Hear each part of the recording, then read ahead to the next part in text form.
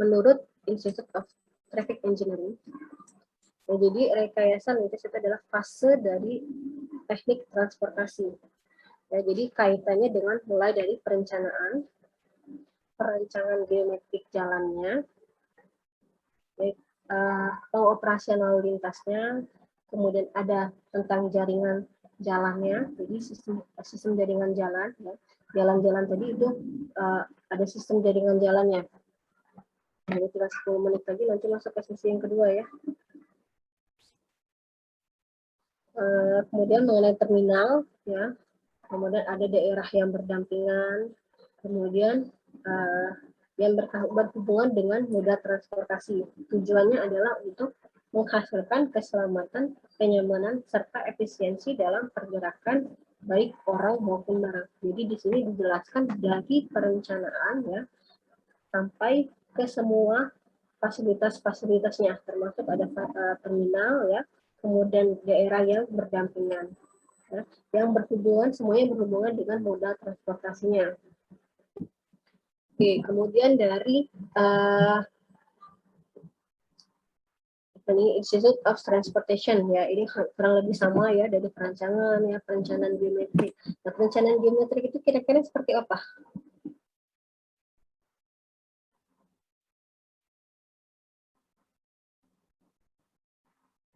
Oke, misalkan ya perencanaan geometrik itu kalau jalannya sudah mau kita rencanakan ya, itu misalnya lebar jalan yang berapa, ya, kemudian mengenai tikungannya, tanjakannya, ya, itu semuanya masuk di perancangan geometriknya. Nah, kemudian yang ketiga itu dari Institute of Civil Engineers ya, dari England. Nah, di sini dijelaskan juga mengenai fasilitas parkir. Ya, fasilitas parkir dan alat-alat pengatur lalu lintas lainnya.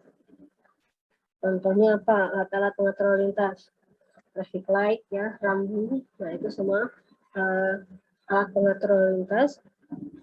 Kemudian fasilitas parkir. Nah, ini parkirnya nanti akan dibahas tersendiri ya. Ada parkir yang on-site ya. Ada parkir yang ada jenis-jenis parkir lainnya. Nah, di sini gunanya adalah untuk memberikan keamanan, kenyamanan, dan pergerakan yang ekonomis bagi kendaraan dan pejalan kaki. Nah, di sini dijelaskan juga untuk pejalan kakinya, apa mengenai pedestriannya. Nah, kemudian yang terakhir itu dari Undang-Undang Nomor 22 Tahun 2009 ya. Jadi ini meliputi perencanaan pengadaannya, ya, dari proses pengadaan, pemasangannya, pengaturan, sampai ke pemeliharaan fasilitas perlengkapan jalan. Ya, sehingga nanti terciptanya lalu lintas yang lancar, ya, berkeselamatan dan berkeamanan. Oke, ini beberapa pengertian dari beberapa literatur, ya. Nah, kemudian ini kalau kita simpulkan ya, jadi di sini rekayasa itu bisa dengan aplikasi teknologi ya, dan prinsip ilmiah dalam aspek-aspek seperti mulai dari perencanaan, perancangan fungsionalnya, perancangan geometrik jalan dan fasilitas jalan raya lainnya, ya, kemudian operasinya, bagaimana pengoperasian dan kontrol lalu lintasnya. Ya, kemudian tidak hanya itu, kita juga akan bahas mengenai keselamatan lalu lintas. Kemudian bagaimana perawatan fasilitas dan kontrol lalu lintasnya. Kemudian baru yang terakhir ini manajemen dari fasilitas dan kontrol lalu lintasnya. Ini manajemen juga akan dibahas ya. Ini dalam rekayasa lalu lintas. Oke, kemudian maksud dari rekayasa lalu lintas itu adalah untuk mempelajari karakteristik lalu lintasnya. Ya, jadi karakteristik lalu lintas itu ada speed, flow, dan density-nya. Ya, sehingga dalam bantuan-bantuan prinsip ilmiah, ya, ada prinsip ilmiah serta penggunaannya dalam berbagai peralatan bisa dicapai suatu pergerakan atau pengaturan lalu lintas yang baik sehingga menjamin suatu pergerakan yang aman, cepat, leluasa, dan nyaman. Ya, ini aman, ya, berarti berkeselamatan ya, kemudian cepat dan nyaman. Nah, sehingga apabila ditinjau dari sudut ekonominya, itu akan memperoleh biaya angkutan total yang minimum. Ya, nyaman, cepat ya. Kalau misalnya disuruh pilih antara biaya sama waktu, biasanya milih yang mana? Kalian pilih apa? Pilih biaya atau waktu? Waktu, Bu. Waktu, Bu. Waktu ya. Jadi orang itu cenderung lebih ke waktu. Jadi kita cenderung untuk membayar lebih untuk mendapatkan waktu yang cepat. Itu kalau kita biaya yang lebih, itu biaya yang lebih itu bukan hanya misalnya kalau dibayangkan kita lewat tol. Nah, bukan hanya lewat tol yang berbayar ya, tapi biaya ini juga diperhatikan mengenai bensinnya. Ya, itu juga diperhatikan. Oke, selanjutnya tujuannya adalah untuk mengoptimalkan penggunaan jaringan jalan. Jadi jalan-jalan kita itu kan ya terintegrasi ya, jadi tercipta suatu sistem jaringan jalan. Nah ini tujuan dari rekayasa lalu lintas ini kita akan mengoptimalkan penggunaan jaringan jalan. Misalnya kalian sering dengar, oh itu jalan ada lagi rekayasa lalu lintas, contohnya apa? Buka tutup jalan, ya pengalihan jalan. Nah, itu kan kita akan mengoptimalkan penggunaan jaringan jalan. Jadi kalau misalnya jalan A ditutup, otomatis kita akan lewat ke jalan B. Nah, itu tujuannya adalah kita untuk mengoptimalkan penggunaan jaringan jalannya sehingga tercipta keamanan, keselamatan, ketertiban, dan kelancarannya. Nah, ini ruang lingkup ya. Jadi ruang lingkup dari rekayasa lalu lintas itu ada studi karakteristiknya, ya. Kemudian perencanaan transportasinya, kemudian perencanaan geometrik, ya, penerapan rekayasa lalu lintas dan pada perencanaan geometrik jalannya. Kemudian pengoperasian lalu lintas dan administrasinya. Itu kita bahas satu-satu ya.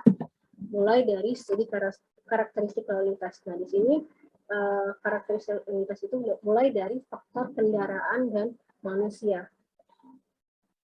Ya, sama jalan juga ada satu lagi faktor kendaraan manusia dan jalan. Kemudian ada flow, speed dan density-nya, ya, atau arus, kerapatan dan kepadatan. Kemudian ada kapasitas jalan dan persimpangan. Nah ini kalau kapasitas kita berbicara mengenai kapasitas jalan dan persimpangan, ini biasanya kita akan menentukan kapasitas dari jalannya, apakah jalan yang tersebut ya masuk kategori macet atau masih bisa dilalui ya, kapasitinya berapa, apakah lebih dari satu, apakah kurang dari satu ya. Nanti ini akan dianalisis, nah, ini akan masuk di pertemuan sama Bu Asri ini ya, nanti kalau nggak salah sama Bu Asri ya, kita akan menganalisis kapasitas jalan dan persimpangan. Nah, kemudian ada pola perjalanan. Nah, pola perjalanan ini akan kita bisa dari survei ya. Karena kita lihat pola perjalanan pada saat pagi hari bagaimana polanya, pada saat siang ya atau jam 10 bagaimana polanya, sore bagaimana pola perjalanannya. Nah, kemudian ada faktor pertumbuhan. Faktor pertumbuhan ini biasanya kita mau forecast untuk di beberapa tahun yang mendatang, apakah jalan tol ini masih layak atau tidak ya. Contohnya misalnya kita mau kita mau mengembangkan satu wilayah ya yang berdampingan dengan wilayah yang sekarang ini. Nah, itu kita akan forecast juga faktor pertumbuhan kendaraan ya atau pertumbuhan pergerakannya di pada tahun yang akan mendatang. Misalnya kita mau 10 tahun lagi kita mau bangun jalan ini misalnya. Nah, kita akan forecast lah dari faktor pertumbuhan yang sekarang ini ke tahun 10 tahun yang akan mendatang.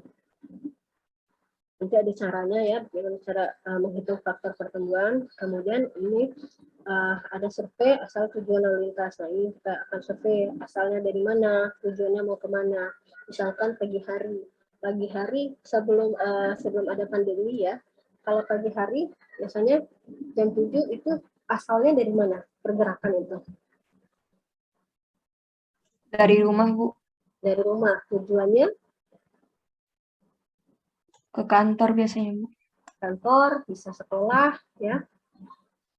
Oke, nah beda juga antara weekday dan weekend. Kemudian kalau pada saat weekday, nah kalau sore itu beda lagi, jam 4, jam 5, nah itu beda lagi. Asalnya adalah dari kantor, tujuannya adalah dilihat ya beberapa tahun ini ternyata misalnya ruas jalan A ini macet. Ya. Kemudian kita rencanakan ulang, ya tujuannya adalah untuk meningkatkan kapasitas dan keamanan. Nah, misalkan karena jalannya macet, setelah ditinjau, ternyata hanya ada satu lajur, ya, per arah. Nah, sekarang kita tingkatkan, ya, misalkan dengan penambahan lajur. Atau kalau misalnya dari operasi lalu lintas bisa juga dengan mengubah jalan dua arah menjadi jalan satu arah. Nah, kalau kita perhatikan jalan yang ini rata-rata Palembang kan? Iya, Bu. Iya, Bu. Oke. Nah, contoh misalkan di jalan Sriwijaya Negara depan Unsri. Nah, kalau sekarang kan jalannya satu arah ya. Nah, kalau dulu dua arah, kira-kira ada perubahan nggak dari jalan dua arah jadi ke jalan satu arah?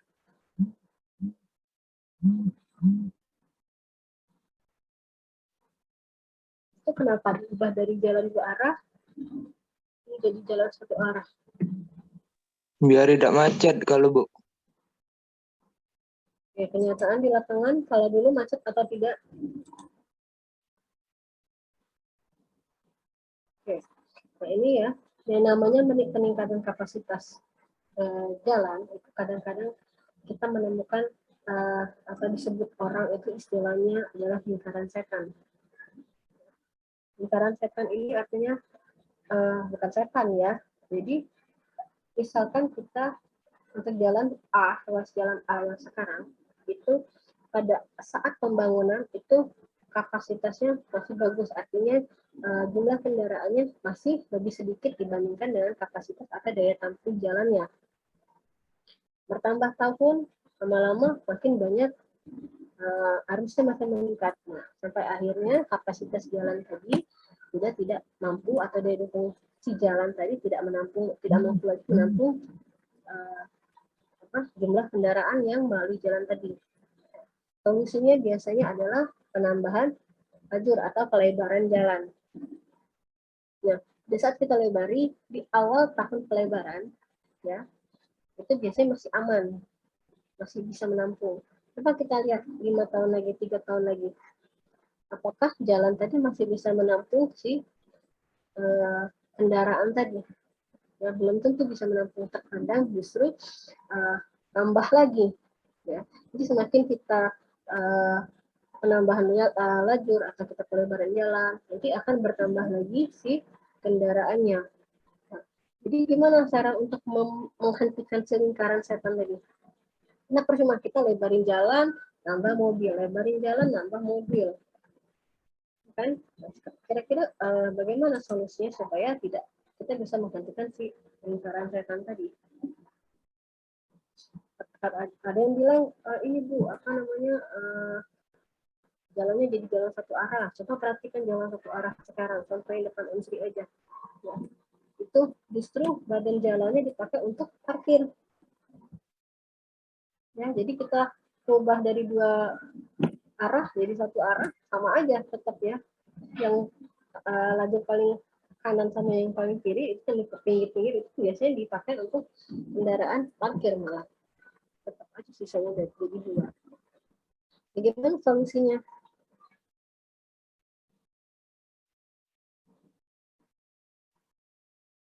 Itu dengan ya kita mau beralih ke moda transportasi umum. Ya. Jadi misalkan di kelas ini ada berapa tadi 48 orang. Ya. Misalkan kita anggaplah sekarang kita kuliah di kampus ya. Jadi 48 orang datang hanya kelas A, B, mata kuliah rekayasa lalu lintas, satu orang itu bawa satu kendaraan. Coba dibayangkan di mana kondisi jalan kita. Ya, baru di jalan. Nah, masuk ke kampus Unsri, gimana kondisi parkirnya? Ya, jadi dulu Unsri itu di teknik itu parkiran tidak seluas yang sekarang. Kalau sekarang itu di samping kelas H, ruang H itu kan udah ditambah lagi tuh parkir motor. Ya. Tapi sebelum pandemi saya lihat ke sana itu penuh lagi. Jadi ya dibuat parking dibesarkan, makin bertambah orang yang bawa kendaraan. Makanya tadi solusinya adalah pindah ke moda transportasi umum. Nah, kemudian selanjutnya itu mengenai operasi lalu lintas, ya. Jadi biasanya ini dilaksanakan oleh pejabat yang berwenang dengan cara menerapkan alat-alat kontrol lalu lintas. Ya, contohnya traffic light, ya, kemudian ada bagaimana mengontrol perilaku pengguna jalan, ya, yang sering merobos lampu merah, ya. Itu kita ada lagi istilahnya dengan teknologi yang bernama ATCS, ya, dan lain-lain. Nanti ada di materi sama materi selanjutnya yang akan dibahas mengenai teknologi apa saja yang kita gunakan di ATCS lalu lintas. Nah, penerapan ini dilakukan melalui peraturan perundang-undangan, ya, jelas ada peraturannya, kemudian alat-alat kontrolnya apa saja, ya, kemudian standarnya apa, dan kebutuhannya apa di lapangan. Dan biasanya ini harus ada kerjasama antara beberapa instansi, ya. Jadi supaya terciptalah suatu tujuan yang kita rencanakan. Kemudian yang terakhir ini administrasinya, itu organisasi yang berwenang menjalankan tugas pengaturan lalu lintas, ya. Kalau di jalan itu biasanya ada dibentuk oleh pihak dari kepolisian, ya. Kemudian ada kantor pelaksana harian, nah kemudian ada hubungan antar instansi yang terkait, ya. Kemudian ada administrasi lanjutan yang mengelola mengenai anggarannya. Jadi instansi ini biasanya banyak yang diajak, ya, terkait misalnya dari pihak kepolisian, ya, kemudian dari PU, ya, bahkan kadang-kadang, ya, diminta juga dosen-dosen, ya, untuk memberikan masukan mengenai pengoperasian atau pengoperasian lalu lintas di suatu ruas jalan. Oke, nah kemudian fungsi dan peranan dari rekayasa lalu lintas. Jadi kita akan melakukan pengumpulan, ya, kemudian analisis dan interpretasi data lalu lintas. Jadi kita kumpulkan datanya, kita analisis, kemudian kita interpretasi data-datanya. Nah, kemudian yang langkah kedua, kita membuat perencanaan lalu lintas dan transportasi.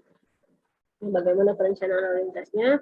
Kemudian membuat perancangan geometrik jalan, ya, melaksanakan pengoperasian lalu lintas dan melakukan pendekatan lalu lintas. Bahas satu-satu, ya. Jadi interpretasi data lalu lintas itu biasanya kita lakukan survei OD, ya, atau origin destination, asal dan tujuan. Kita survei dulu jam sekian, itu per jam biasanya, ya, setiap jam, jam 7 sampai jam 8 berapa jumlah kendaraan, asalnya dari mana, tujuannya kemana, ya. Nah, kemudian kita akan menghitung volume lalu lintas atau traffic volume counts, ya. Nanti ini kalian akan, nggak tahu ya, kalau sekarang ini kan karena pandemi, ya, biasanya ini setiap semester itu kan ada survei di lapangan. Nah, jadi nanti kalian akan coba survei traffic count, ya, di lapangan, misalkan suatu ruas jalan, ya, biasanya di ruas sama di simpang. Nah, kalian akan hitung dari sesi pagi sampai sesi siang, sampai ke sore biasanya, ya. Oke. Kalau yang sekarang ini nanti ditanyakan sama asisten atau sama tim dosen lainnya, nanti saya tanyakan juga. Dan kemudian yang ketiga itu kita akan studi yang meliputi kecepatannya, berupa kecepatan kendaraannya.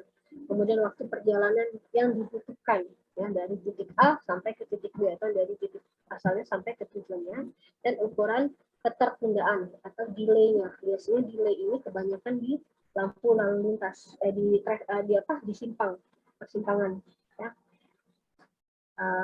Di traffic light, ya, biasanya.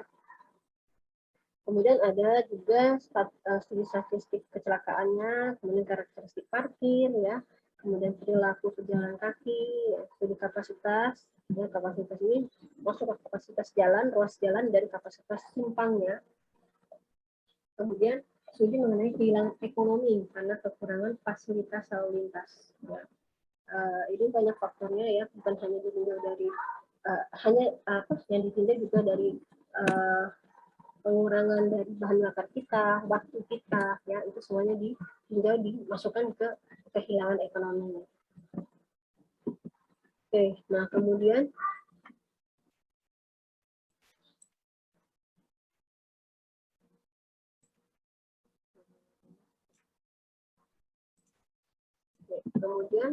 yang kedua, membuat perencanaan lalu lintas transportasi.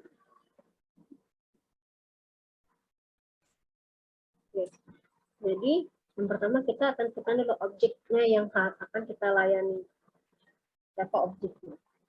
Kemudian menentukan keuntungan yang didapat dan konsekuensi yang akan ditanggung oleh masyarakat akibat dari perencanaan tadi. Kemudian menentukan kesepakatan dipakai dalam pemilihan alternatif. Nah, biasanya kalau kita mau perencanaan mengenai lalu lintas, transportasi, atau merencanakan apapun, pasti ada beberapa alternatif, ya. Nah, nanti dipilihlah mana alternatif yang terbaik, ya, antara alternatif A, B, dan C. Kemudian menentukan pertimbangan antara batas pelayanan yang harus dicapai dengan besarnya sumber yang akan dipakai. Kemudian menentukan pertimbangan antara derajat kelebihan hasil, ya, dan tingkatan sosial, ekonomi, dan teknologi dari masyarakat. Kemudian yang ketiga itu melaksanakan pengoperasian lalu lintas. Nah, ini ada perundang-undangannya, ya, dan langkah-langkah pelaksanaan untuk mengatur kendaraan dan pemakai jalan. Nah, kemudian ada pengelolaannya, ya, misalnya pengaturan jalan searah atau larangan berbelok atau berputar arah pada simpang. Ya, pengaturan arus pasang, kemudian pengaturan lajur terpisah, ya, dan sebagainya. Nah, ini semuanya akan dibahas, ya, di rekayasa lalu lintas. Ya, tujuannya adalah untuk memperoleh manfaat yang maksimum di luar fasilitas yang sudah ada. Kemudian pengaturan parkir kendaraan, ya. Parkir ini kan sudah ada ditentukan, ya. Misalnya kan di jalan, di badan jalan itu sudah ada rambu yang dilarang parkir, ya. Atau kadang-kadang justru dilarang stop, ya, coret. Datanya apa dilakukan? Yang sering terlihat adalah dia bukan hanya stop, tapi dia justru parkir. Nah, ini padahal kan sudah ada undang-undangnya. Nah, makanya nanti akan di materinya itu mengenai parkir, ya. Kalau parkir onsite itu bagaimana ketentuan? Boleh parkir onsite, tapi ada pertimbangannya. Nah, apa saja pertimbangannya? Kemudian nanti tipe atau bukan tipe polanya. Kalau parkirnya seperti apa? Kalau parkir di badan jalan, ya, apakah parkir paralel, ya, seperti yang di Jalan Sudirman, ya, yang dari Cinde sampai ke Masjid Agung, itu kan selalu ada perubahan, ya, parkirnya, ya, dari parkir paralel, kemudian nanti berubah lagi parkirnya berapa derajat, ada yang 45 derajat, ya, ada 60 dan sebagainya. Nanti itu dibahas di materi parkir. Kemudian melengkapi alat mengatur lalu lintas seperti rambu dan marka jalan, ya, serta sinyal lalu lintas dan teknik kanalisasi. Nah, kemudian untuk menjamin keselamatan dan efisiensi lalu lintas. Nah, untuk di sinyal, ya, sinyal lalu lintas itu dari SD kita dari kecil kita sudah dijelaskan, sudah dikasih tahu kalau sinyal itu biasanya ada 3 lampunya, apa saja? Hijau, kuning, dan merah. Ya, hijau artinya apa? Jalan. Merah artinya berhenti. Nah, pertanyaan saya, kalau kuning itu apa? Dihidupkan suaranya, naiknya diaktifkan. Hati-hati, Bu. Hati-hati. Hati-hatinya seperti apa hati-hati? Siap-siap. Lembek-lembek, Bu. Ya, Bu. Pelan-pelan. pelan-pelan. Terus apa lagi? Siap-siap, Bu. Bisa artinya siap-siap, tapi biasanya waktu sinyal kuning ini digunakan untuk menghabiskan kendaraan yang lewat. Jadi misalkan di ruas A, dia mau di simpang, ya ada simpang 4 misalkan ya. Dari jalan A dia mau lurus ke jalan B. Nah, pada saat ada detiknya ya, udah 1 detik, kayak masih hijau, 1 detik, dia lewat. Nah, fungsi si kuning ini adalah untuk menghabiskan atau melewatkan dulu kendaraan terakhir dari ruas jalan tadi ke ruas sampai ke ruas jalan tujuannya. Nah, misalkan simpang 4 ya A, B, C, D ya, dari lengan 1 ya, lengan A tadi, dia mau lurus ke lengan C.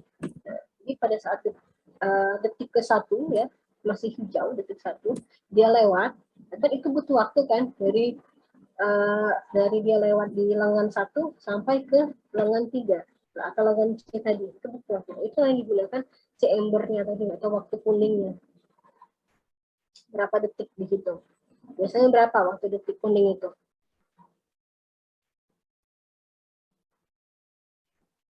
2 sampai 3 detik ya. Nah, lampu hijau itu juga ada hitungannya, enggak asal dibuat berapa detik, 20 detik, 30 detik. Nah, itu ada hitungannya sendiri menentukan si waktunya ya, detik-detik untuk si merah, kuning. Kalau kuning sudah ada ketetapannya ya. Itu kita mau ikut pedoman yang mana dan si hijau tadi berapa detik. Dan selanjutnya kita masuk ke pendekatannya ya, pendekatannya. Jadi ada pendekatan konstruktif dan pendekatan yang dengan pembatasan ya. Jadi kalau konstruktif itu kita mengatasi tantangan atau masalah lalu lintas ya melalui pembangunan sarana ya, prasarana, atau bisa meningkatkan dari prasarana sarana yang sudah ada. Misalkan di sini mulai transitnya ya, kemudian fasilitas parkir dan sebagainya. Nah, ini jalannya sudah ada, kita lebar lajurnya ya, atau kita tambah, misalkan ya, ada bahu, jalannya tanpa bahu, ya ada bahunya seperti apa, apakah bahunya diperkeras atau tidak diperkeras ya, kita memperbaiki alignmentnya, alignment horizontal dan alignment vertikal. Misalkan di alignment horizontal ternyata di situ rawan terjadi kecelakaan karena tikungannya bagaimana. Nah, itu kita akan perbaiki alignmentnya seperti apa. Nah, kemudian yang kedua itu pendekatan dengan pembatasan. Contohnya ini ya, kita langsung aja masuk ke contohnya. Misalnya kita pakai kontrol lintas ya, misalkan pembatasan kendaraan lewat. Misalkan seperti sering kita lihat ada rambu ya, truk dilarang lewat ya, ada jamnya di bawah. Jadi itu kemudian kita akan mengoperasikan pengoperasian harus searah ya, sama harus pasang dan membatasi kecepatannya, berapa kecepatannya untuk misalkan jalan itu kan ada dibagi ada 4 ya, ada kalau jalan lokal seperti apa kecepatannya ya, jalan arteri, sekunder dan sebagainya. Nanti kita masuk di materi minggu depan ya, ada mengenai jalan, ada jenis-jenis jalannya ya, tipe-tipe jalan. Oke, nah selanjutnya kita masuk ke materi yang harusnya di pertemuan ketiga ya, bisa gabung di sini. Ini ada faktor manusia, kendaraan, dan jalan. Jadi biasanya yang akan mempengaruhi situasi lalu lintas itu ada 2 faktor atau lebih dari keempat komponen ini.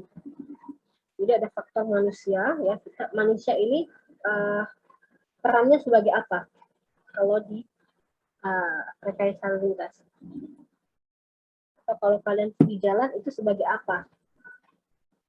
Pengguna, Bu. Pengguna itu dalam artian apa? Pengendara atau pengemudi. Terus apa lagi?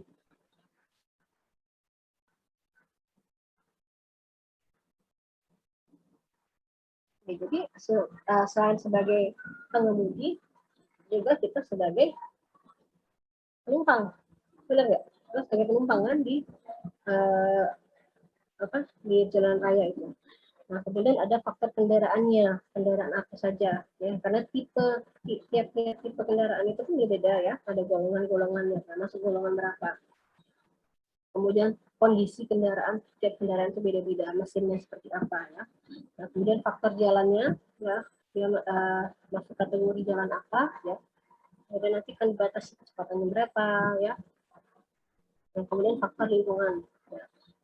Bagaimana kondisi lingkungan di sekitar jalan itu, ya. Bisa masuk juga di kategori misalkan untuk jalan di zona pemukiman, ya, atau zona perkantoran dan zona sekolah, ya, di sini. Biasanya kalau di zona-zona sekolah, kalau dulu sering dibuat kan, pernah lihat nggak ada zona dibuat di badan jalan itu zona sekolah, ya. Jadi biasanya kita akan memperlambat kecepatan kendaraan. Oke, nah kalau yang pertama ini faktor manusia, ya. Jadi ada mental, ya. Mental si pengguna, perilaku, etika, sopan santun, toleransi, dan kematangan dalam pengendalian emosi, serta kepedulian pengguna jalan yang membudaya. Contohnya seperti ini. Jujur ya, sering nggak misalnya kalian di jalan, apalagi yang punya emosinya tinggi, egonya tinggi, dipotong dengan kecepatan yang tinggi oleh kendaraan di belakang. Apa yang biasanya dirasakan? Biasa aja atau ada yang tersulut emosi? Kesal. Dipotongnya kayak gini. Kayak apa? Tiba-tiba kita jalan santai gitu kan, tiba-tiba ada kendaraan potong di belakang, ngebut kan. Biasanya kan kita ada tidak semua orang ya, tapi memang ada beberapa yang tersulut emosi, kesal. Jadi apa dilakukannya? Dia nambah kecepatan lagi, dipotongnya lagi ke si kendaraan di depan. Atau misalnya perilaku lainnya, ini sering-sering sekali terjadi. Kita sudah mengendarai mobil sesuai dengan aturan, tiba-tiba di belakang itu ada yang klakson. Klakson biasanya dilaksanakan pasti kesal kan? Nah, kalau saya ya, ini dulu ya, saya jujur, kalau dulu waktu zaman saya masih kuliah, kalau misalnya saya bawa mobil, katanya di belakang ada yang klakson ya, saya minggir. Tapi jangan dicontoh ya. Saya minggir, dia motong kan, begitu dia di depan saya pepet dari belakang, saya klakson juga. Jadi dia minggir lagi. Jadi itu ya. Jadi makanya di sini faktor manusia itu juga berpengaruh dari umur ya.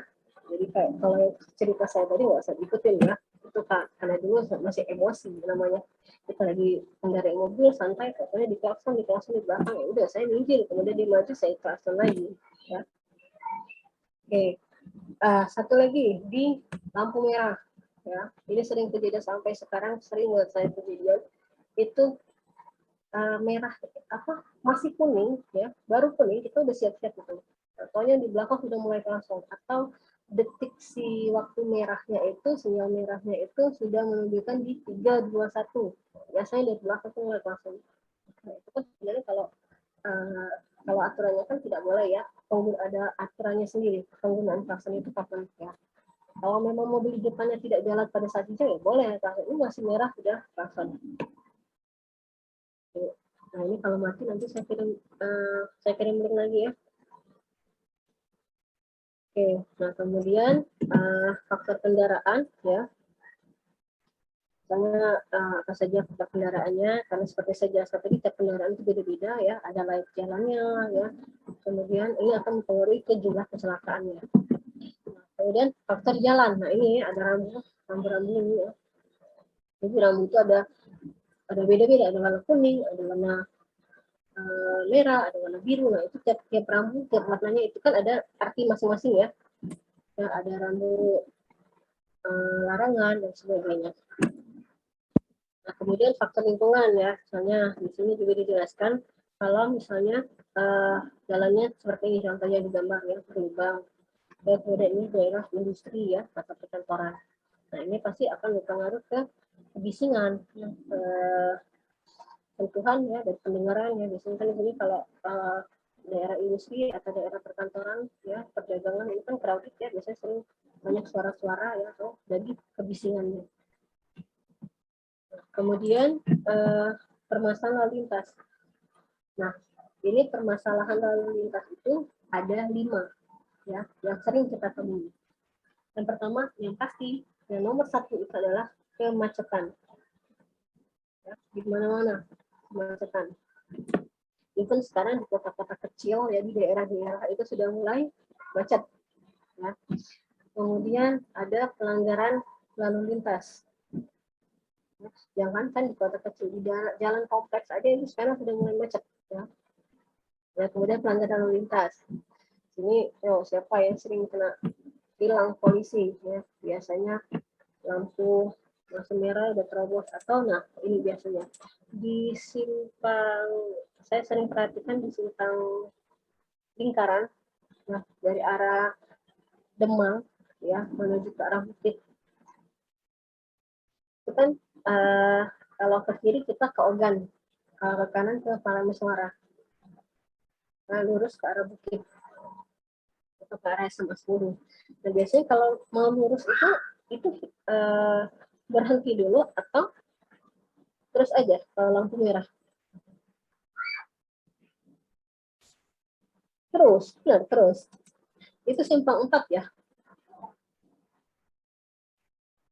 Nah, nanti coba diperhatikan ya, itu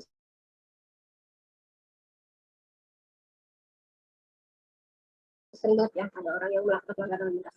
Banyak faktornya ya, bisa jadi karena faktor jalannya, ya faktor dari pengendara, ya faktor dari kondisi cuaca dan sebagainya.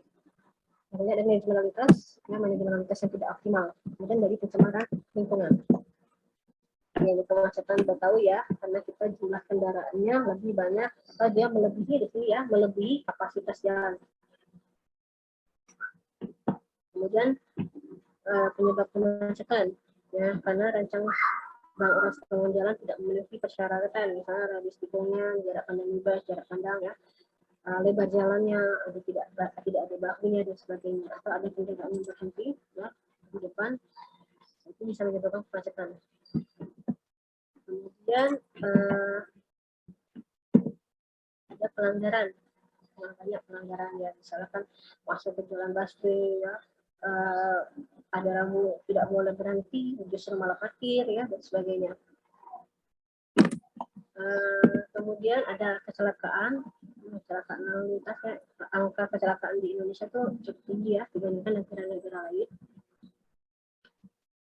Salah satu itu karena faktor dari mental atau perilaku di fungsi pengguna jalannya. Kemudian faktor manusia, ada faktor kendaraan, jalan dan cuaca, ya ini penyebab-penyebabnya. Nah kemudian ini manajemen yang lalu lintas yang tidak optimal. Ya, kemudian ada pencemaran lingkungan ya, jadi dari asap knalpot tadi kan ada emisi gas buangnya ya, gas beracun itu yang mencemari lingkungan. Oke, nah sekarang masih ada waktu ya. Kalau ini kita pendapat Anda ya. Nah, kalau misalnya ada situasi seperti ini bagaimana? Apa? Tidak. Tidak. Ah? Bapak itu Bapak matiin Tahu itu suaranya. tidak masuk. Lagi ngomong itu. Udah lah ya enggak? Iya. Eriko Orlando, coba dimatiin suaranya. Oke, kalau seperti ini bagaimana? Pilih jalan lain, Bu. Pilih jalan lain. Kalau udah terjebak di sini kayak mana? Oke, atau analisis lah, kira-kira apa salahnya di sini? Enggak galak ngalah itu, Bu. Nah, Banyakan motor, Bu. Lampu merah itu, Bu. Banyakan motor. Oke, terus apa lagi? Pergaluh. Banyak melanggar itu. Perhatikan Nggak lalu sabar, lintas. Bu. Oke, faktor cuaca ini ya kalau kita lihat ini sepertinya habis hujan ya, sepertinya ya, tapi enggak gitu ya. Ini nggak ada air di sini. Nggak ada bekas. Nah, pertama ini dari sini, ada larangan. Nah, inilah biasanya yang terjadi kalau di simpang tadi tidak mau mengalah tadi. Ya, atau tidak mau ngalah, maksudnya seperti ini. Kita sudah ada macet di sini ya. Misalkan di sini udah macet ya. Misalnya di sini dari arah sini dia mau ke sini itu sudah macet. Jadi di sini tuh masih ada sisa kendaraan. Nah, di sini sudah jalan dia mau ke kanan. Kalau misalnya lihat kondisi seperti itu, kita stop dulu, berhenti dulu, atau lewat aja karena sudah hijau. Nah, ini kebanyakan kalau sudah hijau dia nggak peduli di depannya itu masih macet atau enggak. Ya, di depannya macet atau enggak. Kalau hijau ya hijau aja. Nah, ini biasanya terjadi. Yang di depan sini belum lewat, dia sudah belok kanan, jadinya macet. Nah, di sini nanti numpuk lagi kendaraan dari sini. Udah merah, yang ini tuh hijau. Ya, sudah sini hijau, ini masih numpuk kendaraan, maju lagi. Nah, kayak inilah kondisinya. Di sini kan ada batas simpangnya ya, lengan sini, lengan kiri ini. Ya, di sini kendaraan numpuk, di sini udah hijau, dia jalan aja maju ke depan. Jadi ini apa? Ya, seperti ini.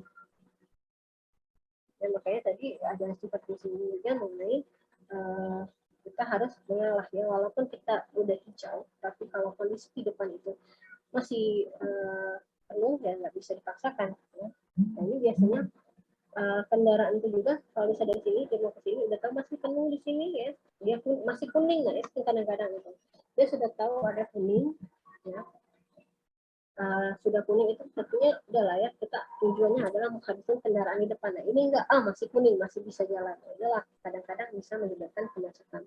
Sama satu lagi di sini ada kecelakaan ya. Nah, ini saya mau kasih tugas ya, tugasnya ini buat makalah singkat aja ya mengenai permasalahan lalu lintas di Kota Palembang. Nah, ada studi kasus, boleh lah dalam studi kasus ini ya. Kemudian ada makalahnya isinya adalah permasalahan ya, penyebab, solusi dan sebagainya ya. Ini posisikan diri kalian sebagai ahli lalu lintas dan transportasi. Oke. Kemudian, nah ini tugasnya ya, permasalahan tadi ada 5 ya, pilih salah satu saja dari kelima permasalahan ini. Kemudian tugasnya ini tugas kelompok ya, jadi satu kelompok terdiri dari 5 anggota ya. Jadi kelas A nggak boleh gabung dengan kelas B. Jadi sisanya diatur aja sama ketua kelas, diatur aja ya. Jangan ada yang 5, ada yang 3. Nanti kalau misalnya seperti itu ada yang 4, ada yang 4 ya, diatur aja. Nah, kemudian setiap mahasiswa itu wajib memberikan pendapatnya dalam tugas tersebut. Nah, kemudian dikumpulkan e-learning, ini saya maju, nanti saya ganti ya tanggalnya dengan tanggal 8 September ya, minggu lagi. E-learning dan Google Classroom. Ini formatnya ya dalam PPT dan PDF. Sampai sini ada yang mau ditanyakan? Itu kalian nanti saya akan share di Google Classroom ya. Kita udah mau habis, tinggal 1 menit lagi.